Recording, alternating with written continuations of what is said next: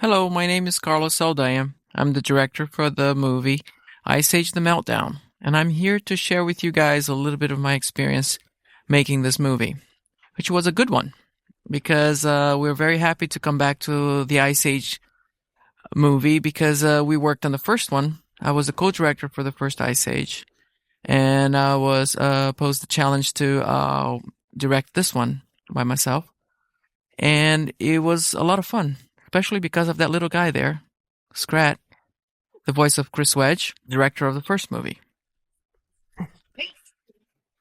So coming back to the Ice Age, I felt that we're coming into this movie with the right foot. Having fun moments like this one with the Scrat was something that we were really looking forward to doing in this new movie.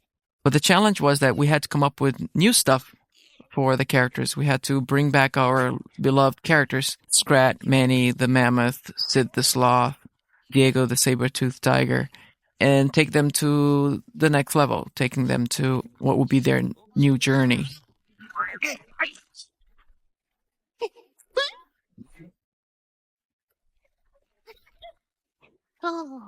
So coming into this movie, we faced not only the creative challenge of bringing those guys back, but some technical challenge. Like, as if you can see right now, the fur.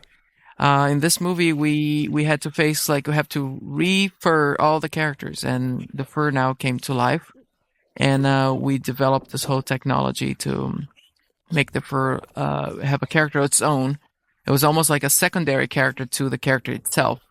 So we could do some fun stuff like adding wind to it so he can move and all that stuff. But the key is that not only that the technology was fun, but the creative challenge was to make sure that we kept characters like the Scrat still like feeling fresh and funny, and especially with big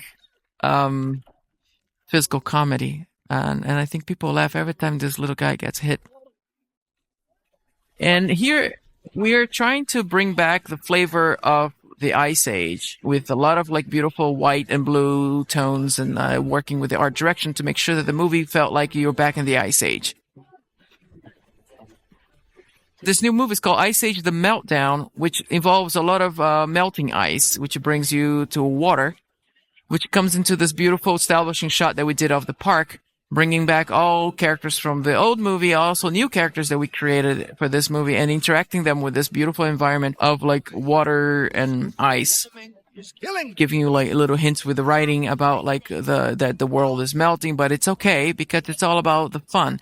So the idea that I wanted to convey here was that this was more like a water park of fun. This is it was a no problem kind of world where all the animals were enjoying the fact that the weather was a little warmer, to have a good time in this beautiful setting here.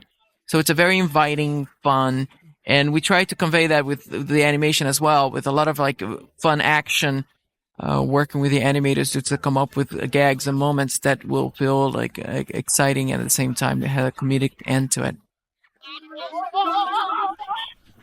So as we begin our movie, we see a lot of families, a lot of kids, a lot of little characters that makes a new fresh flavor to this movie. And they take us through the water park fun and finally to our beloved Sid, the voice of John Leguizamo. It was awesome to bring Sid back because I missed his lisp. I thought that we needed a movie with that guy again, and it was great to bring back that character of a lovable loser.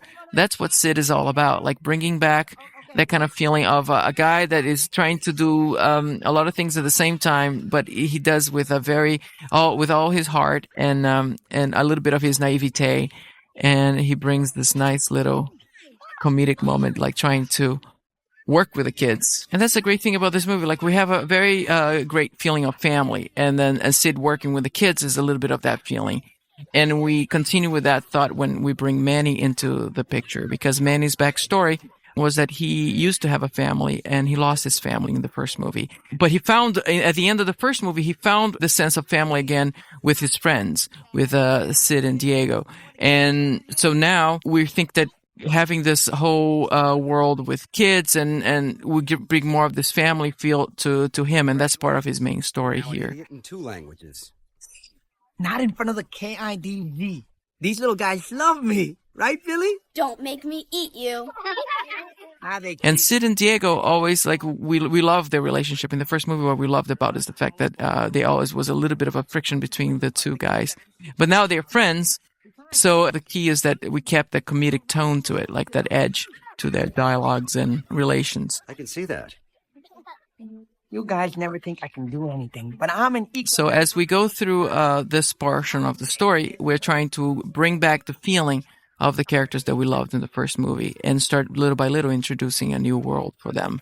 And of course, one thing that's great about like a character like Sid is the fact that we can do a lot of fun physical comedy with him, and that's always something that people relate to. It's always fun to animate and create moments for Sid that doesn't rely on dialogue, but we can explore his physical abilities of being goofy and funny on screen. And so when we come to a moment like this is a Manny sequence. This is a sequence designed to bring back the feeling of Manny's backstory. So here we are, Manny surrounded by kids, which is something that we never seen in the first movie. And he's sort of like enjoying his moment of telling a story, and also shows a little bit of his character of this, a little bit of this curmudgeon, kind of like, lovable guy, but at the same time, that's what'll do. Giving the kids a little hard time there. So that's a fun. And also Diego there plays a nice little contrast for Manny, like supporting him on his storytelling. See, that's why I called it a burrow. We created the kid character as being a little bit more edgy. The kids are posing him more difficult questions, challenging Manny all the time, like pushing Manny's limits a little bit. And that was just so we could create a moment that, they keep pushing until we get to the core of the story, which was the fact that there's something still in Manny's heart that prevents him from moving forward, which is the fact that once he lost his family. So this whole sequence, we try to work with that moment, bring back to the audience a little bit of the sense, the contrast of the kids and him losing his family. You okay, buddy? Sure. Why not? I just thought you... Story time's over. The end. Hey, watch it. Hey, where's everybody going? And as we go through the sequences, we're starting to bring new elements to this movie, which is new characters. And one of them is this movie is all about more about the environment. Like we talked about Manny's story being about his, like, losing his family and wanting to have a family, but now we also involve it's the meltdown. So this world, we're talking about this world, all the ice is melting, and we have this character Fast Tony is trying to scare people, or it's sort of like a con artist, the kind of guy that's trying to, like a used car sale person. They are trying to sell little devices that probably will help people survive the flood. And the fun part about this is that we try to come up with a moment where we can talk about problems of this world, like the real danger of this world, but in a fun, comedic way with a character like Fast Tony. Intense flooding, followed by the end! With a slight chance of and here is like we expose a little bit of the issues of the movie. And in this moment also, like, Manny doesn't believe him. Nobody believes this guy. So he's trying to convince the other guys that whatever he's saying doesn't make sense, because the world remains the same. You see this ground? It's covered in ice. 1,000 years ago, it was covered in ice. And what we try to do here in terms of direction, we still in this part of the movie, our direction-wise, we start to keep like the world still like full of ice. We're starting to make sure that we have a lot of the blues and the whites behind the characters, just to make sure that we still feel like that we're still in the ice age. And this is something that we eventually will progress to a different kind of environment as we go through the movie.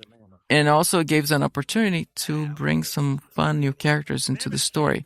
A lot of these characters, the good thing is that we have them designed for the first movie, but because of the time and the budget, we couldn't add all these characters back into the movie. So going to a sequel, we'll say, oh, great, like we have all these characters, so now let's include them in the movie. And that was great because it gave us a fresh feeling of bringing a new cast of characters. In this movie, we have a lot of new characters, and that's a fun thing to play with. We're coming up!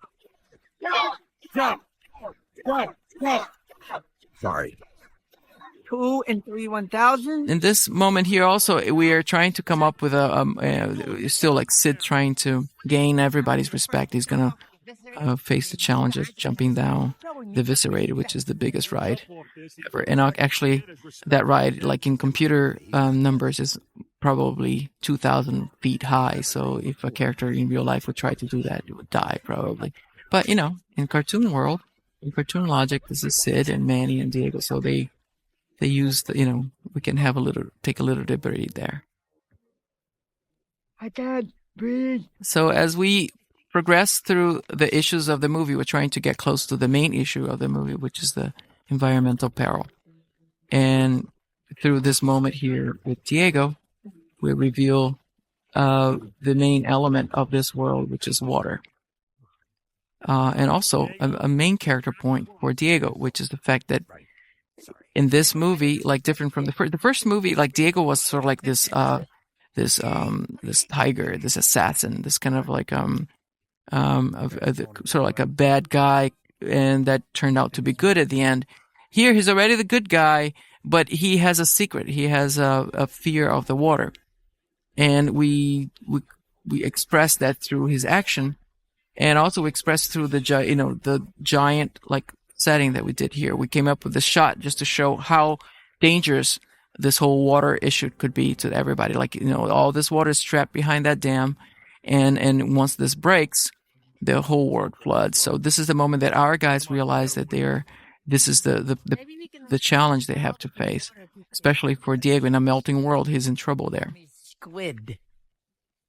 It was great fun to come up with this whole sequence here because we wanted to exaggerate the size of the world that we created. So it's almost like we have an ocean behind that, like a thin wall of ice. And we wanted to continue with this. Like, this is sort of like the beginning of talking about the melting world being not fun, like we established in the beginning, but more dangerous as we go through Manny, Sid, and Diego's experience.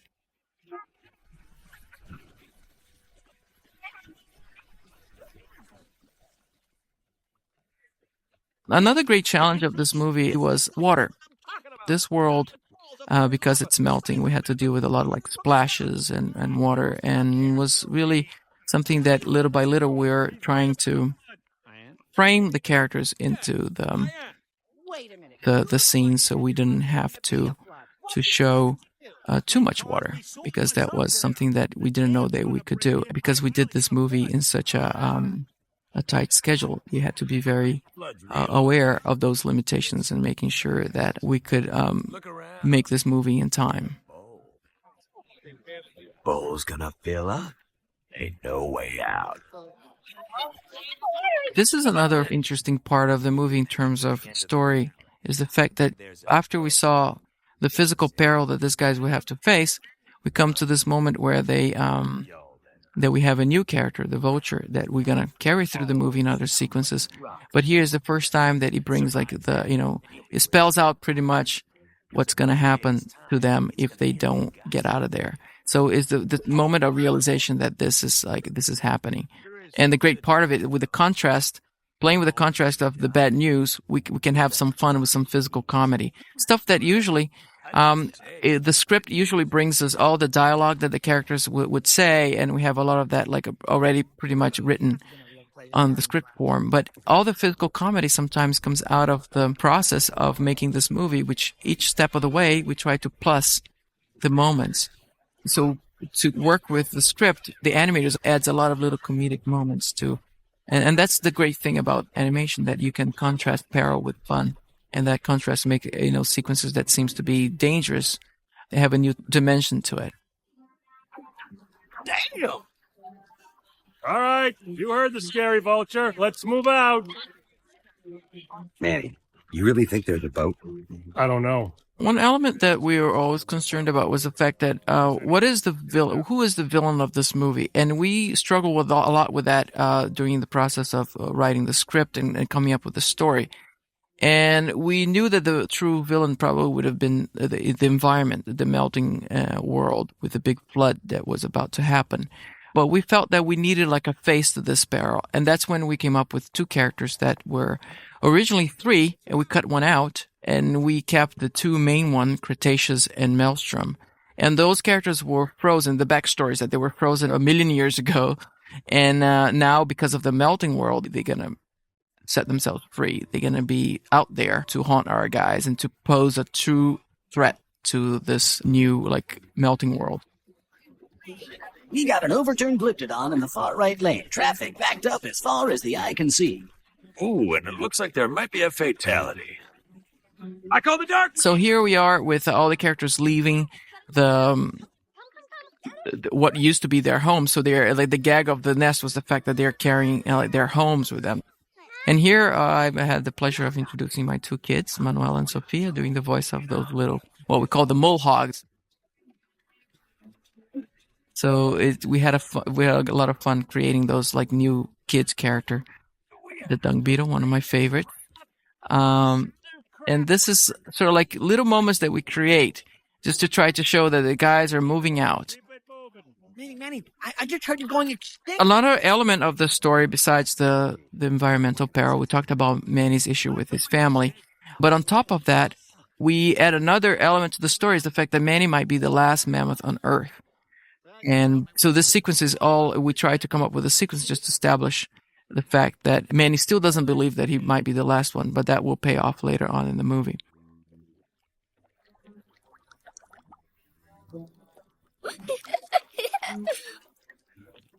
Continue with the theme of peril. We came up with a sequence. We struggled with this a little bit back and forth because we didn't know how far we could push this moment. We wanted to create a moment of tension and true peril for the characters in this movie. And this is also a sequence created just to show the fact that our villains are set free. And actually, we tried to do in a subtle way. We wanted to actually kill a character, but we wanted to do in a way that, you know, little kids might not get too scared. So we did this sort of like thing that, again, bringing back Fast Tony to add a little bit of a dark comedy humor there.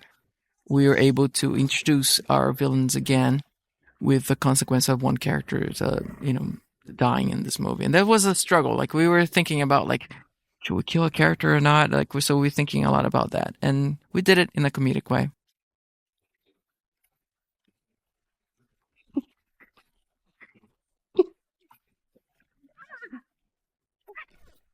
In the first movie, Scrat was something that we created, like, originally for the beginning and for the end of the movie. And because of its success, we had to add a lot of little sequences for him throughout the movie. And this, coming into this movie, we knew for sure that Scrat would be a star. And people loved the character. We loved working with him. So we decided that we will fit him to the story. We still kept the original structure of having him in the beginning and the end, and we wanted to keep him throughout the movie, but we want him to be part of the story a little bit. So we came up with this concept that he's going to be left behind. Everybody's going to go through the journey, but he's going to get stuck in the water park still after his nut. So we came up with this fun, we boarded so many sequences with him, and it was the difficult with this guy that we fall in love with every sequence that we come up with him. But we have to pick what we feel was the best. And this, for me, was one of the best sequences we came up with him, is bringing back the essence of the Scrat, the idea of pantomiming, the idea of doing pure character animation and having a great time, giving this guy the hardest time we could possibly give, because that's what people laugh at when, it's funny, like if it happened to someone, people wouldn't laugh, but, with the Scrat, everybody laughs that he's always getting himself into trouble. But the good thing about this guy is that he's always very focused and he's never let go of his nut. So we keep leaving little moments at the end. We try to come up with a way that every time we tell a story with a Scrat, we leave a little thread at the end that we pick up on the next time. So he's more part of the story.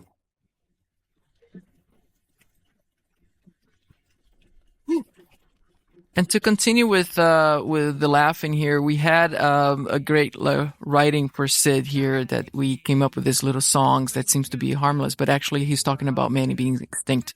And it creates this really amazing, funny sequence of him making this extinction song to Manny. At the same time as we are expanding, showing the scope of this world that we're trying to create. This vast world that is, in the first movie, we talked a little bit about bringing winter into the Ice Age. And in this one, we're talking about bringing spring. So we're going from winter to spring into this story. And sort of like the melting world also talks a little bit about Manny's backstory. And this shot beautifully shows the two issues, the melting icicles with the reflection of many mammoths, like showing that Manny might be the last one. And as we keep going to that whole extinction and melting world and peril, all of a sudden we hear little trumpets, which brings hope to Manny that the fact that he is not the last mammoth on Earth. So, and it's a moment that as a character for Manny, we never made Manny this open to emotions as he was right now. We never saw Manny this happy or this excited or this energetic. And this was a sequence that we came up with that Manny would be like almost like a racehorse, literally, like running through this like metal to the woods. Come up with this moment here that the trumpets that he heard actually, it's a fart. Sorry, my stomach hates me. I always struggle a little bit with this moment, like fart jokes in movies, but we felt that this one belonged here. Like we struggle a lot with this gag because it's like, how can we work with the sound? So it's a combination of all elements, like Sid physical comedy, Manny's contrast of going, like being super happy, and with a fart joke with this character. And we always tried to find a way to make this play, but he always played good. And we said, well, if there's one fart joke, this is the one to stay. So we kept it. Ow! Ow! Hey! Ooh, these work great! Ow! Cool. So as we move through our world, we talked about the world of our three main characters from the first movie. But one great challenge for this movie was the fact that how can we add new characters and bring new life to this movie with fresh new voices and talent and designs. So as we developed the story, we came up with two characters. There were possums, Eddie and Crash and Eddie. Crash, actually, who's who? Like, it's hard to tell. Like, they're very hard to distinguish. But we made, like, design choices there. This is Crash with a nose, the note, because he's Crash, like he keeps crashing into things. He's more like sort of like a jackass kind of character.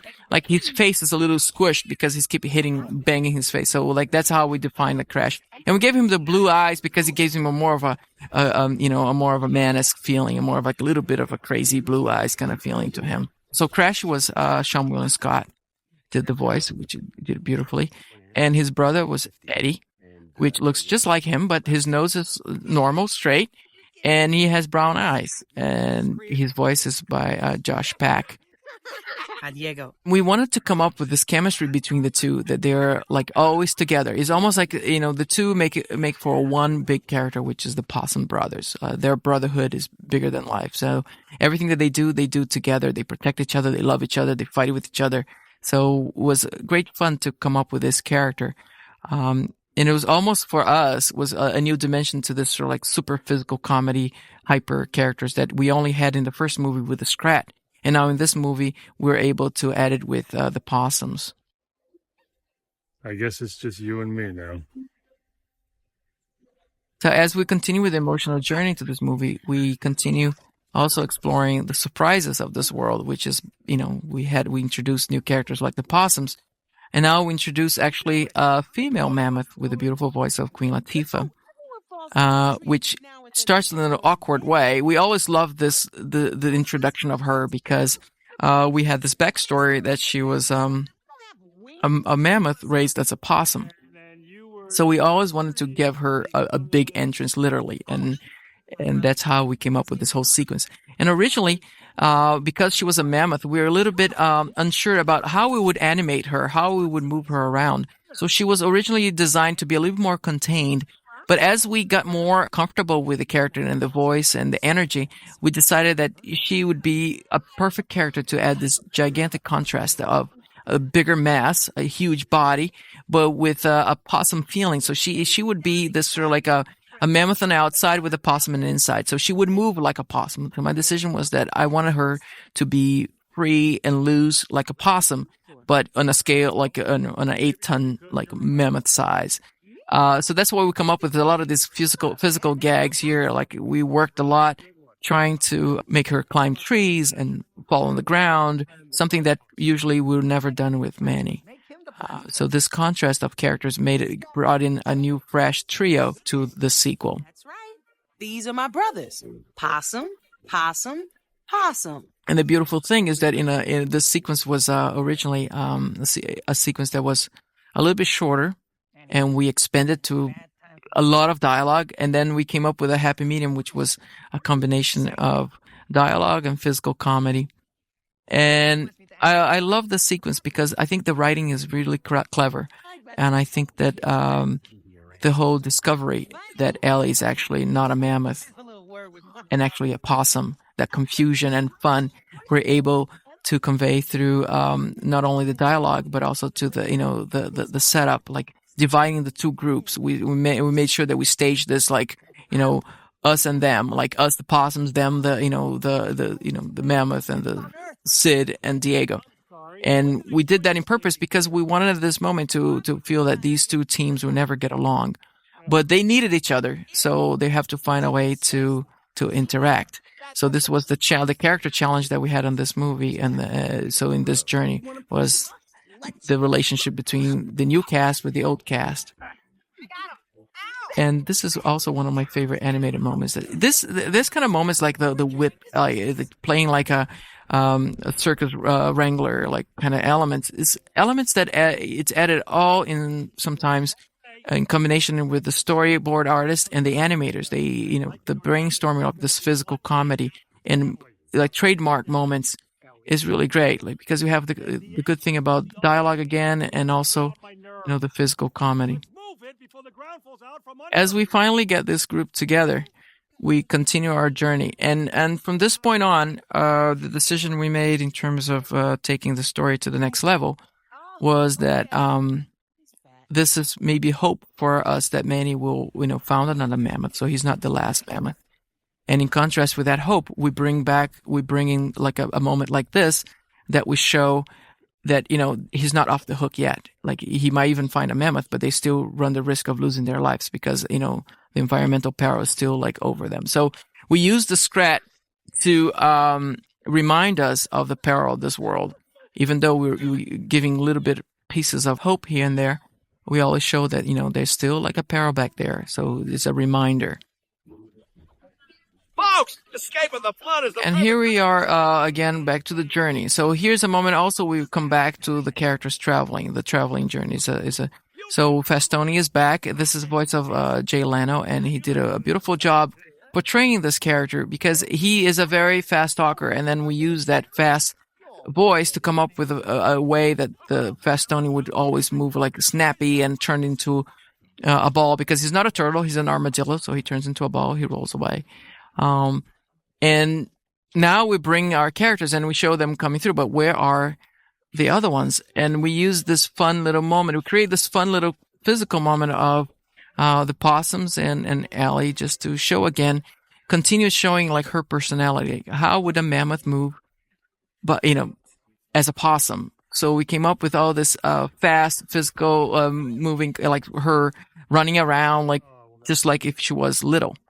And this is a fun contrast because like she is still like, it's like a little kid, like she hides, if she hides her eyes, like she's safe, like her whole body's exposed there.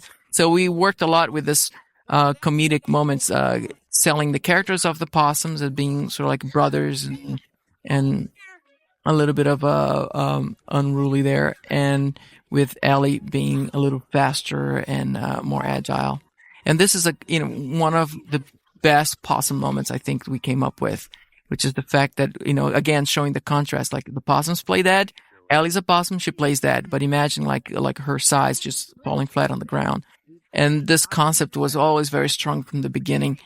And this sequence was all about Manny realizing that this is going to be a tough job trying to convince that she's not a possum, because we clearly can see her as being, even though she's a mammoth on the outside, a possum on the inside. So we did it like throughout the script. We did like a few attempts into trying to portray Ellie as a possum, and this is the first big attempt. And it's fun because we did it like with dialogue and visuals again. So he's trying to convince her, trying to prove her wrong, and she always has a very smart answer to it. And also it shows a little bit of the character that we wanted for Ellie. Like Ellie, she might be silly when she moves around, but as a character, she's a very strong character. She believes in who she is, like she doesn't want to believe otherwise, and she is a possum. And like even Manny's trying to show that she's a mammoth. Like what matters that she is who she is, and she's proud of it. She's not afraid of it, and she loves her brother. The brothers love her, and they understand this whole thing. As we go through all the emotional journey in this movie, we also, again, we have to show the expansion of this world, like the melting world. And this shot is one of my favorite shots because we work a lot with tighter shots, like character shots, like Manny and Ellie, in two of them in the shot, like close-ups and all. And this was a good opportunity just to come to this environment. I always wanted to be very graphic, like a wide expansion of ice and water. And no characters around, just our guys, just to come up with this sort of like lonely but kind of cool world that's starting to change. And again, this is a sequence that was created in order to remind us of the true danger of this world, because and that comes through a combination of the environment and our villains. Because now, because the world is melting, they can move around. So this is a perfect environment for them. It's they're almost like sharks on the water, and then you're like on the top. So we worked this feeling of nobody knows the true threat that they're going through, and all of a sudden this guy pops out of the ice, and the action begins. This was a sequence that was one of the toughest sequences because I loved this moment. I wanted to have a very exciting moment between Manny and the villains and the environment all at the same time. And we had many ideas. And this is also a sequence that for character, we wanted Manny to be a little more heroic. We want Manny to show off a little bit to Ellie that, his power and strength. This was a complicated sequence because we showed a lot of everybody's issues here. And this is also a sequence created for Diego. This is a sequence that Diego freezes right there. Like he's afraid of the water. He looks at it. This whole purpose of the sequence is that once the ice breaks and it reveals more water, it's a moment that Diego just sort of like truly shows like his fear of the water, and he can't move. And Sid is the one who kind of rescues him in a way by biting his tail. So it was a great sequence to show all these issues, all these emotional issues, and at the same time contrasting that with the peril of the menacing element of the villains and how dangerous they could be. And of course, always contrasting with the peril, we come up with a little bit of a visual, comedy gag, like this one that comes up right now.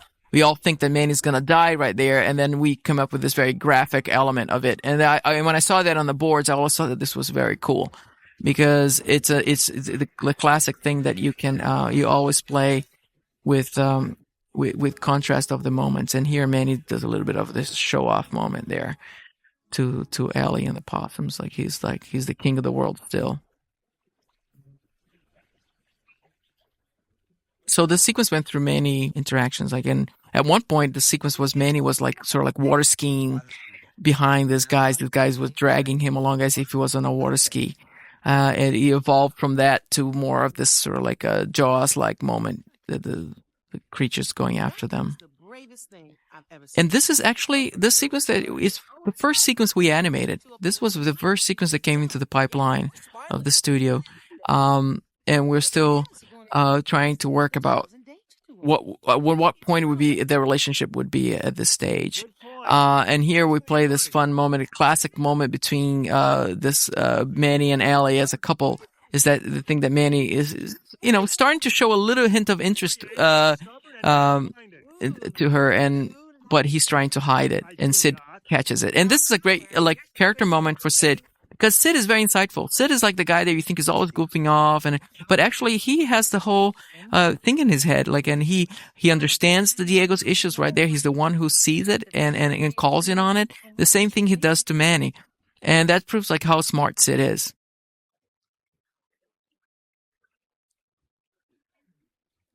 And again, just to show a little bit of the world that they're, a reminder again is the reminder of the peril. We had a very good example in the sequence before of actual the villains like following these guys through the melting waters, And now we bring the Scrat back to the park just to remind that here we are and do that with fun. This was one of the trademarks of this, the Scrat in this movie. We came up with a sequence. It's the interesting thing that the opening of the movie was really long, and this sequence was part of the opening of the movie. But we felt that was way too extended. Like the whole opening was over 4 minutes. And so we decided to shorten the opening of the movie and adapt the sequence that we created for the beginning into this moment. So, because we always loved the thing that he would fight with the piranha. And this moment here that he fights with them is one of the, became sort of like a classic, movie moment for the Scrat in this feature. Continue with the fun and physical comedy. Like, besides the Scrat, we have the Possum Brothers as a great element of a physical comedy and fun. And this moment was all created. It was not in the script. And we created it just pretty much in the story team just to come up with a way to show Ellie being also very physical, very agile, like a possum, and doing the log rolling down the hill. And that is a good contrast with Manny's personality because she's fun and very active, and Manny's a little bit more toned down, more reserved. So this sequence was a combination of like writing, story, animation, effects. We all came together into just to show how hard this relationship could be, but also to show like how Sid continues to try to convince Manny just to loosen up a little bit or to go after it, to give it a shot. And poor Manny, he goes out, he tries to do it. And sometimes he's not quite like succeeds, but so we have a good time like coming up with little moments for the possums, having Manny kind of be again like the way he is, skeptical about it. So I think there's a great combination here at this moment of all these elements we talked about. Beautiful acting for the possums, and in here it's like a very simple thing that's a huge gag. It's like the fur, like a very tough special effects there, but very effective. And especially, bang, with this. So this was a great point of the sequence. Like we built to that moment, and it's a huge payoff. And structurally, I think this worked beautifully. Uh-oh. And now, this is also one of my favorite acting moments and animation moments of this movie. It's the whole thing of the possums totally blaming Manny for doing that. And Ellie concerned, like a good sister. She's just she's concerned about her brothers. She thinks Manny's was a little immature there. But we plus it with a beautiful combination of music and acting.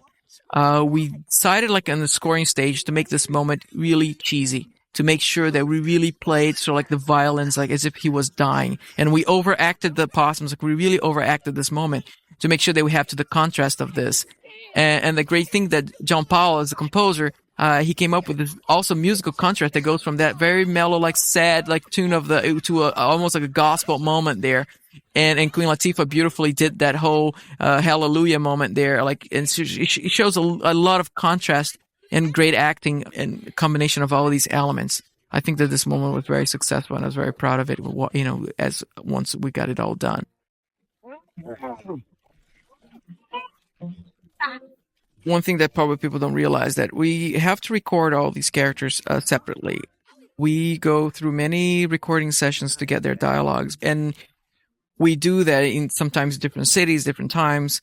But at the end, they all have to seem like they belong in the same world. They are talking to each other. And that is a very tough task for them because they have to imagine every moment they're going through.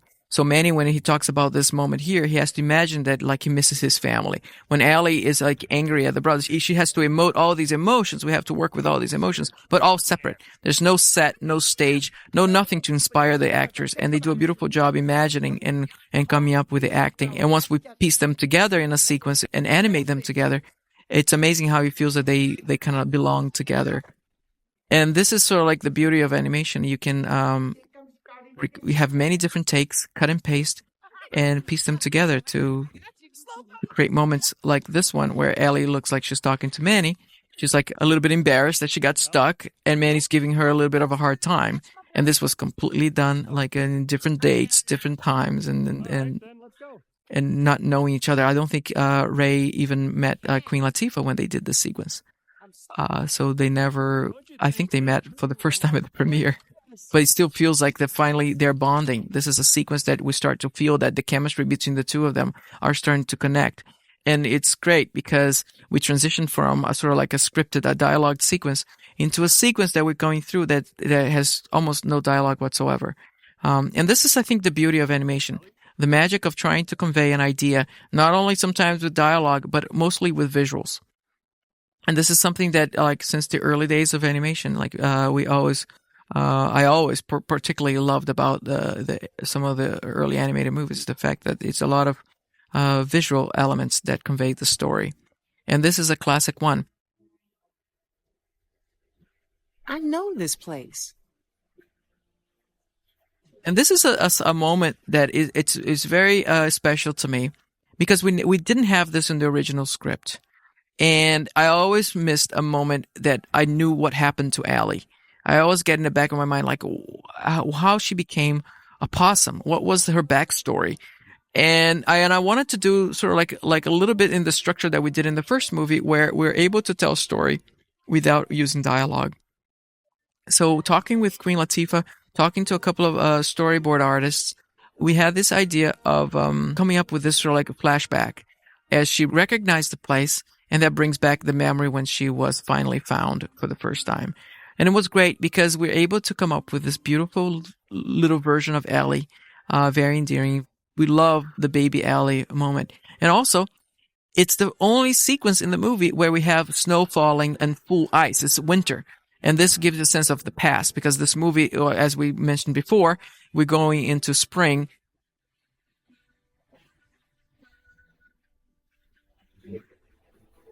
And now here, as a flashback, it's all white. I want it to be very simple, very graphic, and very white.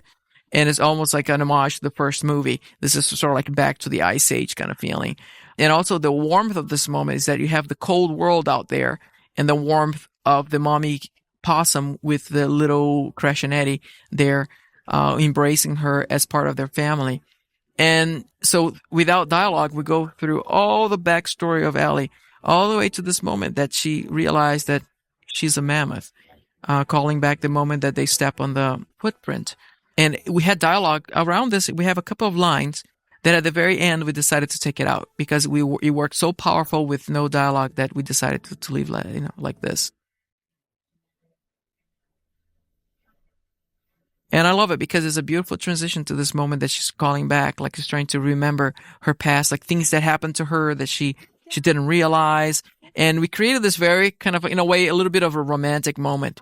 We designed the sequence, the art direction for the sequence. We have these gigantic willow trees.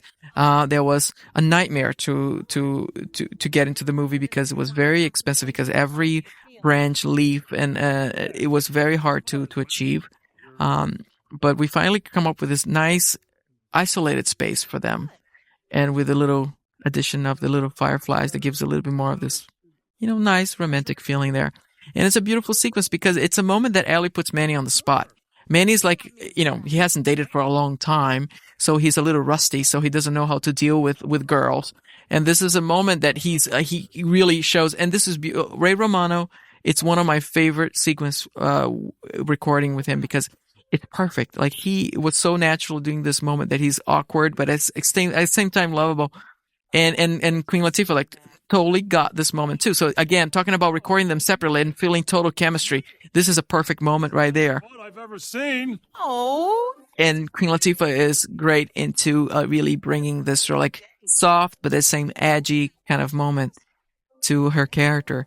And it was beautiful, this moment of realization. So we bring hope again, and now I'm a mammoth. So she's coming back as a mammoth, but then boom, contrast. We go back to the dam and remind the audience, like, uh-oh, it's getting closer. Like the wall is breaking faster, and here's Scrat again, looking for his nut. So I love this transition of going from that hopeful feeling back into the environment and showing that, things are still are progressing and getting more and more closer to the end. And we contrast again that part of the peril with the Scrat. And this time, This is another part of the sequence that we originally had intended for the opening of the movie. We had this moment with the baby bird, and I always love the cartoons when I was a kid, when there's always sort of like the menacing baby going after like the characters, and I always like the contrast of a sort of like a childlike character that doesn't know his or her strength, and sort of like is a little mean, and that's how we came up with this little vulture baby there. We had this whole sequence boarded for the opening of the movie. It looked beautiful, but again, we tried in the opening, was too long, and we said like we'll find the perfect spot. So we designed the hook for the sequence on the previous Scrat sequence where the mama bird comes in, takes the nut, and takes up to the nest. And we pick it up later at night there as if the Scrat had been climbing that wall for all night long. And finally he got to the nest. Surprise, surprise, he's the baby bird. So we had a great time there.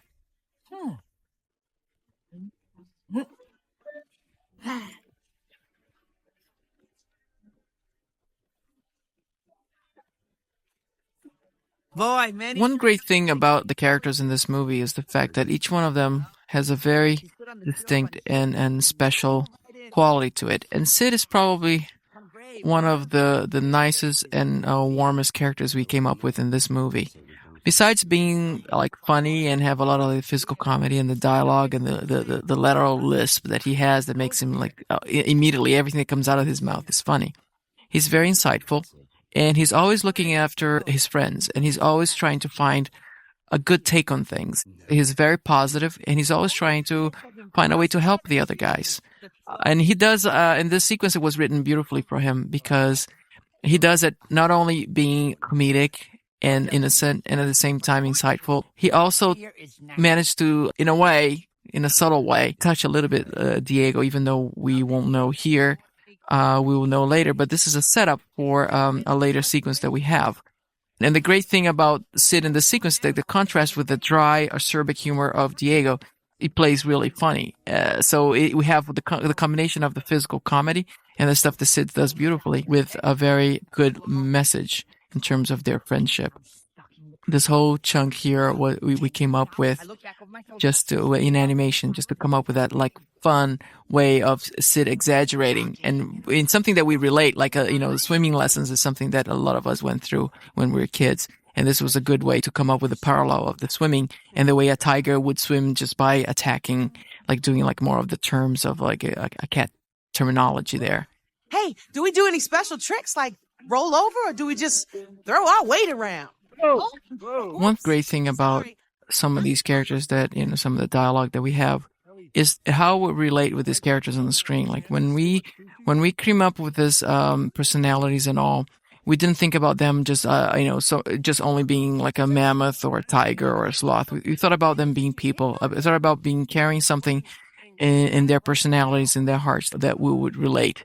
And I think this is where moments like this, the audience gets sucked into this moment because they relate to it. It's like, the first love, the first dance, like how awkward some guys are when they talk to girls, and how easily they put their foot in their mouths, and how sometimes the girl would overreact. And we were thinking on all these issues when we came up with the sequence.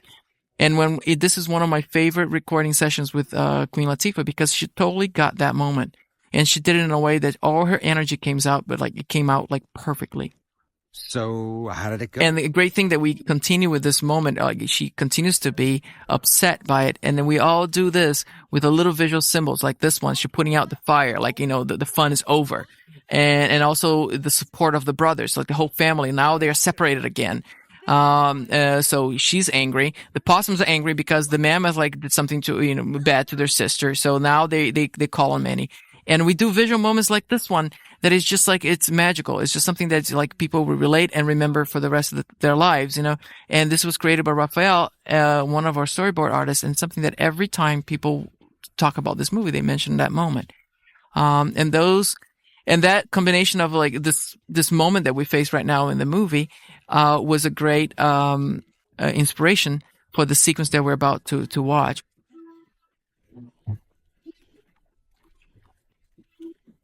Now their relationships are unbalanced. Now their relationships are, they all separate now. So the unity that we're starting to find prior to that moment, now it's all shattered and now they're separated. So this sequence is, we call the sequence when we came up with it balance, because we wanted to find a way just to show if they continue to fight or if they continue to be separate, like they're not going to make through this. So they have to find the perfect balance between their relationships so they can survive this moment. And we did that using the environment. A medal? We brainstormed a lot with this. We did a lot of maquettes and modeling. We brainstormed like how this would look. And finally we came up with this concept of like a mobile, like, sort of like this structure of gigantic rocks that sit in this valley that all got destroyed. And these guys are in the middle. So if you move one little, like if you step back a little bit, like you might fall to that side. So they have to find the perfect spot to connect and to find balance again. But as we're doing that through physical visuals and all this excitement, like beautiful lighting and art direction, we have a very strong writing that supports, contrast. So as they fight, the environment gets more dangerous. As they calm down and they find peace, everything quiets down. So we played, like we tried to do every time that, when we use the dialogue as an element, we reflected the dialogue into the visual. Before offended you. What do you mean, if it offended me? So it's a very tricky sequence. We need to do a lot of pre-visualization. I mean, a lot of the animators had to kind of like mock up or choreograph this whole moment here. So we'll get to so we could build this sequence. And there was a combination of all departments again. Like we do a lot of like beautiful moonlighting and like moody elements with clever dialogues and moments, just to keep building to the moment that you think that, they finally have to join forces there. And see, they join forces, everything quiets down. Like everything, and then Manny continues to talk, put his foot in his mouth one more time. And Diego is sort of like the captain of this gigantic contraption here. Diego is the one who's like telling them like to shut up, like do this, do that. But Sid at the end kind of like mess it up a little bit. Ellie, run! But the great thing that they do work together at the end, and they struggle through this whole. We use a very visual representation of their emotions right there. I guess we finally. So they found balance in the end. So the arc of the sequence, they start off the sequence completely like separate, and at the end they come back together again, finding balance. It's a very good, successful combination of visuals and script writing and storytelling.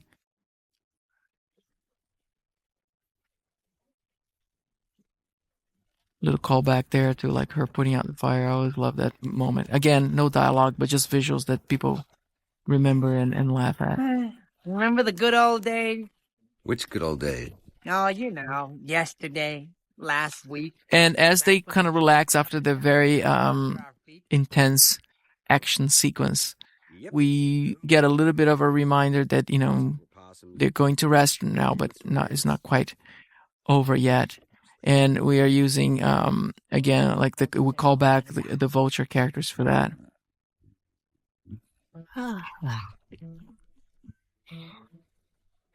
A great thing about this transition for me is that we have this sequence we came up as we were working on the structure of the movie.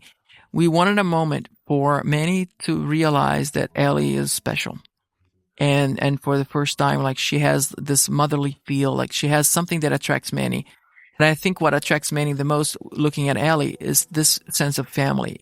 And that leads us to this amazing moment here that he's starting to accept her for who she is. Like she sleeps like a possum, but he's starting to warm up to the fact that she has family in her heart, and that warms him up too. Go.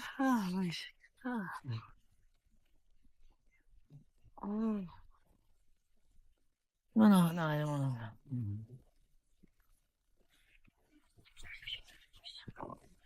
As we go to this next part of the movie, this sequence that we created, this sequence was on the very first script. And this is kind of interesting because usually the first script gets changed a lot. Like we progress with the story, with the script writing, with the sequences. Everything evolves from the very first version of the script to the end. But this sequence, even though it evolved a little bit, it stayed in the original structure. It stayed in the movie. And I always loved this moment. And this moment was created as a moment for Sid to be truly respected and worshipped by this tribe.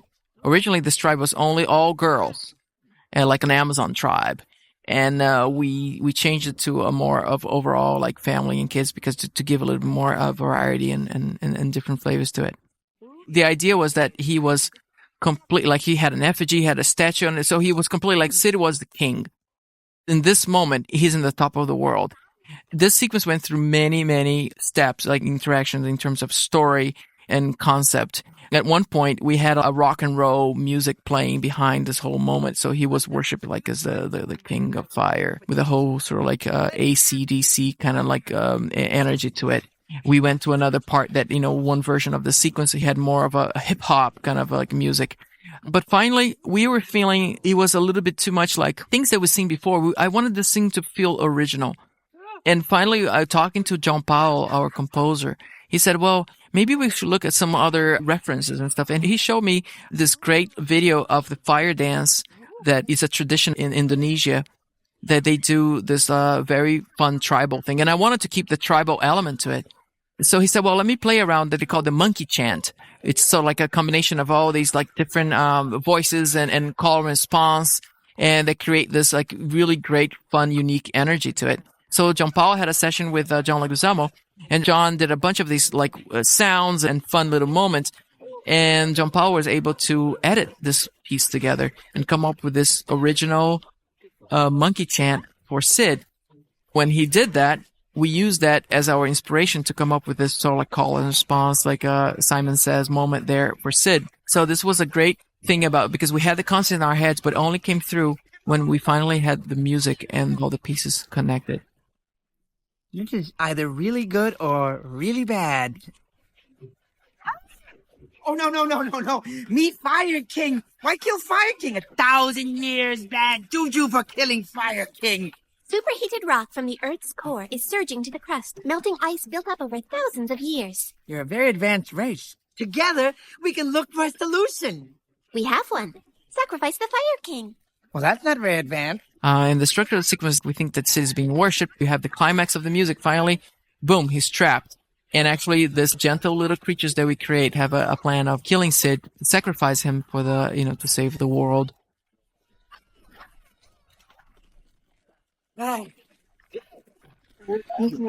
This was one of the last sequences we animated, and it was very challenging because we had so many characters, such a big, gigantic music number. We have to choreograph every moment of it, and we have to add like so many characters in there. So I was afraid that wouldn't make it. But finally, at the end, the animators, the lighters, everybody got together, and we got this sequence done. And it's one of my favorites too. And it's great to watch the sequence with the audience and see how they relate to that whole tribal musical number that I was a little bit at first I was a little afraid of. As we continue through the progression of the movie, this sequence here we created to give a sense of the ticking clock is again a reminder that they're still not quite safe yet. And the sequence we came up with this moment as also a transition. So if they overslap, the water is rising faster than they can think, and then they have to hurry up. Hey, Manny. Wow, what a night. You'll never guess what happened to me. I'm going to go out on a limb. Also, it's a good moment for Sid and Diego because nobody believes Sid. And so we were thinking about a payoff at the end of the movie. So this was a great moment for Sid to come back, and nobody would believe that he was actually kidnapped by a tribe. It was actually not the fact that he was kidnapped, but he wasn't, he was worshipped for the first time. And nobody believes him. And guys. Oh, fine. So we reached a point when we were writing the script and we were thinking about the structure of the story. So what to do at this point in terms of how can we advance the peril in the story? We're reaching closer to the third act, and we're thinking that what we could do just to make sure that we bring back the urgency of the peril that they have to face. We established their relationships. We brought in new characters. So what stage of the transition for the third act could we come up with? Originally, we had here a montage. We had this great fun montage of them going through all these different perils. But as we're doing that, we were thinking that it's not unique enough. It's just a simple montage. Even though the gags were funny and the elements were funny, it didn't have anything that made it feel special. And at that time, we working with some writers, and I was working with Laurie, the producer, in trying to see what we would do with this moment. We had this sequence that was written.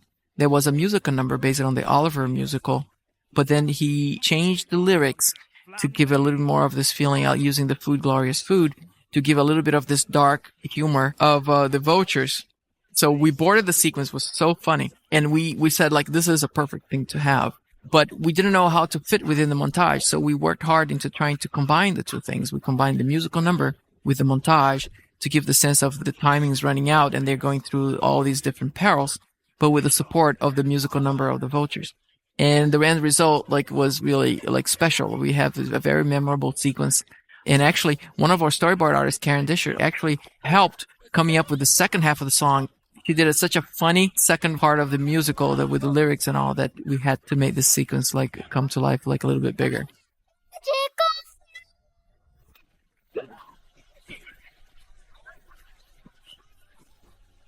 Every time we worked on that sequence, I would go home in the car with that song in my head. I would sing that song. I would drive that song. And then at the end, when we had that, we came up with that gag of Sid singing after was perfect because that's how I was feeling exactly at that moment.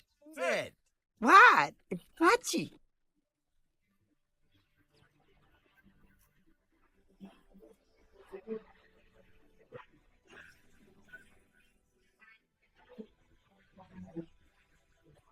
We made it. Yeah, we showed those scary vultures.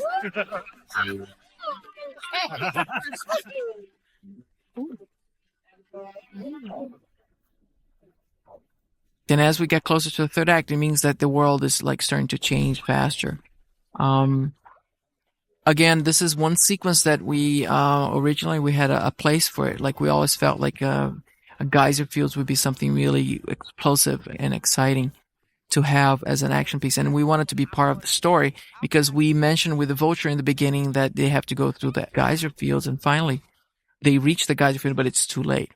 So this is, again, we're talking about the ticking clock, and this was the biggest challenge that they had to face up to this point. Manny, get back! It's a minefield out there. There's only one way to go. Great. But behind that idea of the geyser fields, again, we come back to the whole thing about relationships, about emotions, about how these two characters relate. And the same way we did with balance, that they had to find a balance in their relationships in order for them to save themselves. Can I say something? No! You are so stubborn and hard-headed! Well, I guess that... The geyser fields was used as a sequence that they fall apart. That is a feeling that we're good, their relationship won't work out. And it's some, again, things that we relate as humans as we go through our personal relationships. It's just sometimes one little thing gets a big reaction and you can generate a fight. And this was the moment between Manny and Ellie because they have different opinions about what to do. And they both stubborn and they split up. He's gonna get himself killed.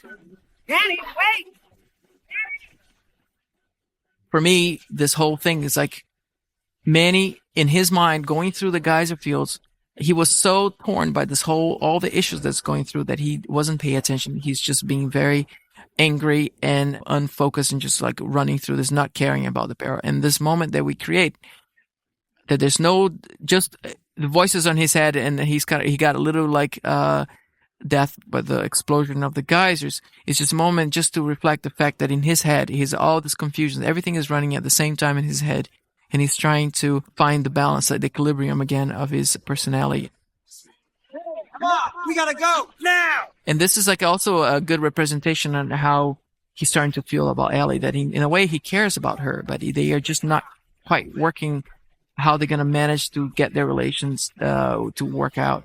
And again, our friends, this is all thing about friendship, is when Diego comes back, Sid is there, and they help Manny to get back on his feet and just run out of this and continue their journeys. It's all character driven. It's all about their friends and the relatable emotions and all.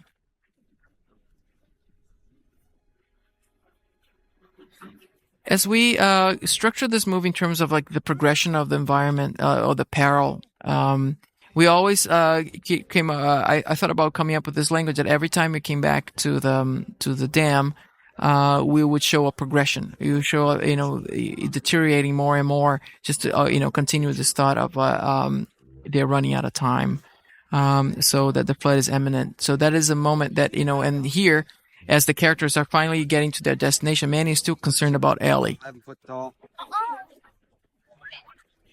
Hey, buddy, have you seen a mammoth? I sure have. Big as life. So we contrast this whole timing of like Manny concerned about Ellie with like showing the dam breaking and keeping the peril alive. And we're doing like a combination of interesting things that not only the visuals, but also sound design. We worked really hard with the sound designer, like at Skywalker Ranch with Randy Tom, making sure that we came up with the sound that every time we heard it, we knew that something bad was about to happen. And we progressed through every time we cut back to the dam that we put in a little bit of that sound.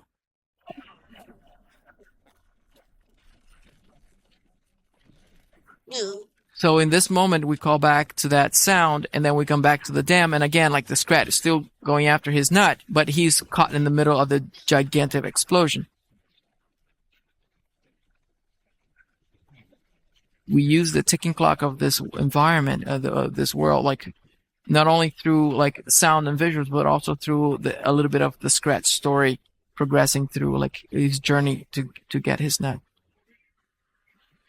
I don't see her anywhere. Maybe she's already on board. And at first, like the Scrat was traveling with these characters, and then we decided to keep him all the way back there. So we used the dam breaking as a transition sequence, so the Scrat could ride with the boat to all, with the nest as a boat all the way to the other side of the valley.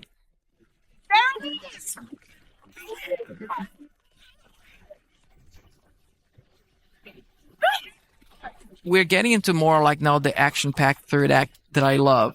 I always like the excitement and the energy of the third act, like a combination of action with danger, all this great moments for Ellie, the possums, Manny, how all these characters come together is really was really special to me. Not leaving you.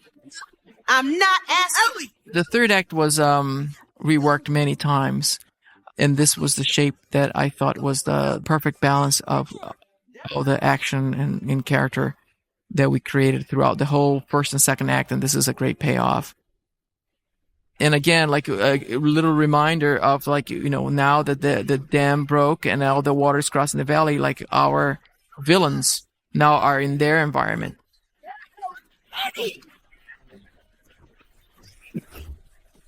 Before, we had a sequence when the Cretaceous and Maelstrom, the reptiles were under the ice. Now, with the flood, these guys are in danger of being in their territory. So it just like it turns the table right now. And this is a great setup for the bigger peril that is coming through. But what I love about this moment here is the whole heroic element of Manny that we never seen before. His principles come to life, like he's doing the right thing, going after to save Ellie. It's a great like cheering moment for Manny. We all like go get her, kind of moment.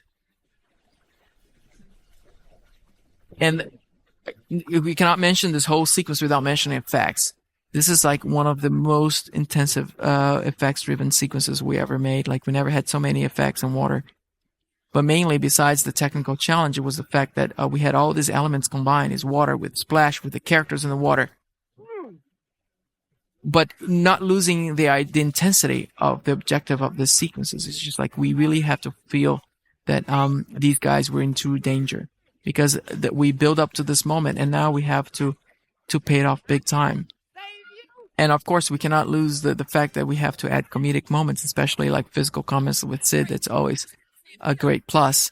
But this was really fun to conceive, and it was really great to get finally in a whole sequence. We have all these characters working together to save their lives. Okay. Jump in now.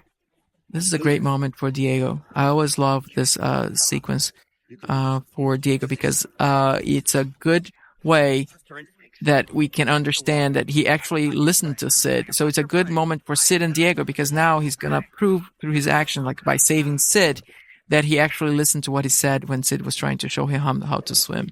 So I think this is a great like closing of his arc through the story. So the visuals here, also we couldn't afford, when we were doing this, we couldn't afford to do a lot of camera moves because the water by itself was already a very expensive effect. So we managed to come up with a little trick that we did a handheld feel to the camera just to give a little bit more intensity to the moment that feels like, put the audience more into the scene and feel like the same peril that our characters were feeling. And this was added afterwards.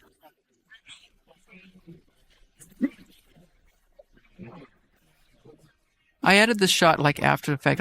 We didn't have like Diego actually rescuing Sid. We went from him diving to the water to this cut.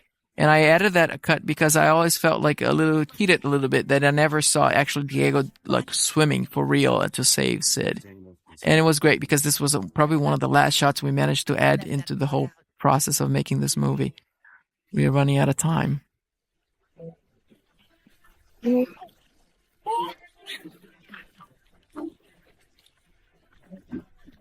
Also, a great thing about the look of this third act for me was the contrast between the water outside and in the water. Because actually, when we go on the water, we managed to get an effect on the fur to feel like the fur would react to the water, adding bubbles and all this like shafts of light.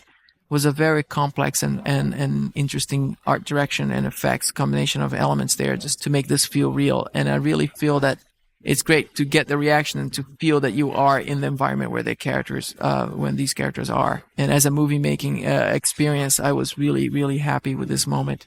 I really felt that it came together beautifully, combining the visuals with the intensity of the emotion that I wanted to get.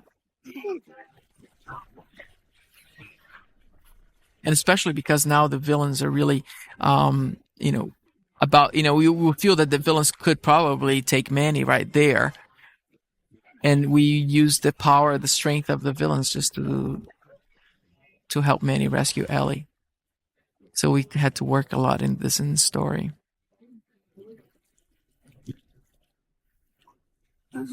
So as we built the tension, now what we did, we kind of got rid of all the sides of land around them, like on purpose. Like we did that just to give the idea that they're isolated in an island. Even though like here we have a hopeful moment because Ellie's back to life. We wanted to give that feeling to the audience, like, oh, everything is going to be great.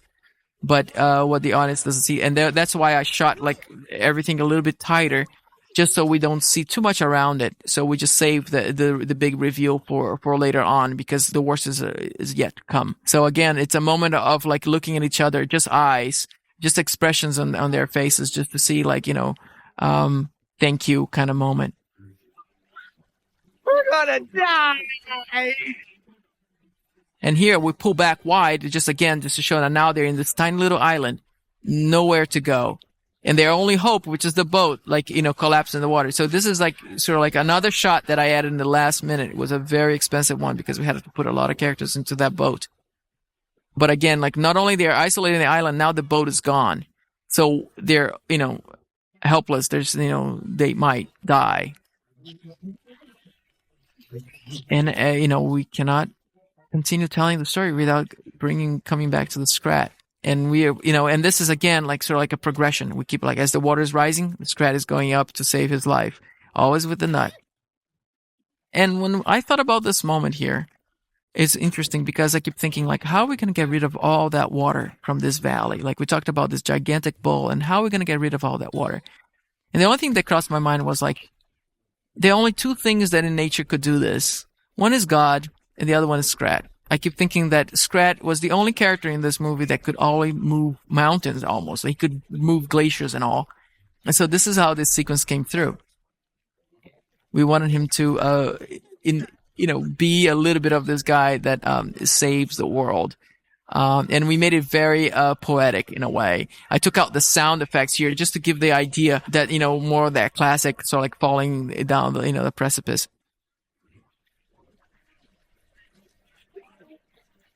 This was the crack. Like he brought in the ice age, he brought in the glaciers, and now he's saving the world. So it's a very noble moment for Scrat.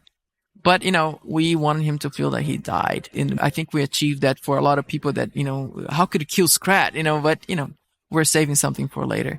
In my mind, like this transition for, in the third act to the epilogue of the movie is always my favorite. Let go of the boat! And here, like classic moment that we bring all those characters back. We call back to the characters that we established and loved from the beginning of the movie to this moment that everything is fine now. Thanks to Scrat, the world is saved. So we struggle a little bit with this moment here because we're feeling that we might have, a lot of ideas or stories to pay off. But this moment, it was really special because we didn't think about bringing the mini sloths back. But since we established that, and it would be interesting for Sid's arc, that actually Diego and Manny saw the fact that he actually was truly worshipped, that somebody wants him more than they do. And that little doubt in Sid's mind triggers Diego to do a final speech, thanking him for saving his life in a way. But Fire King has a prior commitment. It's another great emotional writing moment that we combine the visuals, the storytelling with, a nice little dialogue just to bring, relatability to this moment, especially between friends. You mean it? Oh. And Sid, very physical. Want to touch. And we added this moment afterwards because at first, they would just walk away. And then I felt that, it would be much funnier if they continued to imitate Sid by just hugging. I thought that was kind of a good twist to that moment there. And as we continue through the end of the movie, we had this moment, which is we call the mammoth reveal. It's a very majestic moment that we created just to introduce the other mammoths. As we open up the valley, we saw that Manny is not alone. So we brought in this herd of mammoths through the valley that Scrat created there. And this is a great moment because I wanted the whole first part of it to feel very big, very majestic. This whole, all the characters in awe, because nobody believed that, everybody thought that Manny was the last mammoth. So we have a good callback to the moments where everybody was giving Manny a hard time that he was extinct. So in that level, we always felt very happy for Manny that actually they are not the last one. But behind that, there's a subtext to this whole thing, which is the fact that by not being the last one, maybe they don't have to be together anymore. And maybe in Manny's mind, maybe Ellie can find another mammoth or, so it creates a little bit of this doubt and confusion in their minds that we try to convey with this moment, that the awkward moment between the two of them. In a way, we want to feel that they both want to be together, but they don't know how to express themselves. And Ellie tries to give a hint that, she's ready. It's him that she wants to be with, but Manny might not be ready for it. I just want to say... So, and we did this whole thing just with shots of them trying to be tighter on their faces and doing a lot of facial expressions. And this is one of the hardest things to do with these characters. Sometimes we think that the sequence with 100 characters is very hard. It's very difficult technically. But in terms of animation, the most difficult thing is trying to convey a very subtle emotion out of just their eyes with no dialogue, just with the facial expressions. And especially with a character like a mammoth, where the only thing you see are, their eyes. And again, we build this emotional moment a lot of through pantomime, through coming up with this special heartfelt moments between the characters is sort of a departure. But mainly, it's a moment that Manny is still it gives us an understanding that he's not quite ready to go on into the family. You've come a long way since we met. And again, Sid comes back, and this is the great thing about these three characters. Now we're back with the three characters. They are together in this moment, and Sid again is insightful. It's a guy who has always looking to help his friends, and he does it by giving a good word of advice and supported by Diego. And this is I think why we fall in love with these three guys, because no matter what happens, they always gonna stick together. They are a family. Scat.